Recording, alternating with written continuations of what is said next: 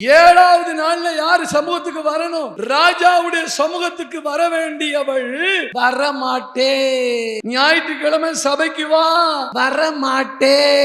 இன்னைக்கு நான் சொல்றேன், யாரெல்லாம் தேவனுடைய சமூகத்துக்கு வரமாட்டேன்னு சொல்றாங்களோ, தேவனை ஆராதிக்க வரமாட்டேன்னு சொல்றாங்களோ, எதை இழந்துருவாங்க. ரட்சிக்கப்பட்ட புதுசுல சபைக்கு 9 மணி ஆராதனைனா 8:30 மணிக்கே வந்துருவாங்க. வந்து நின்னுட்டு ஹalleluya. இப்ப கர்த்தர் ஆசீர்வதிச்சிட்டாரு. முதல்ல ஒரு ஓட்ட சைக்கிள் இருந்துச்சு, அப்புறம் ஒரு பைக், அப்புறம் காரு, எல்லாம் ஆசீர்வதிச்சிட்டாரு. இப்ப ஆராதனைக்கு 11 மணிக்கு தான் வருவோம். முதல்ல வந்தியே, அப்ப வந்த, இப்ப 11 மணிக்கு தான் வருவேன். சரி, முடிகிற வரைக்குமாவது இருப்பியா?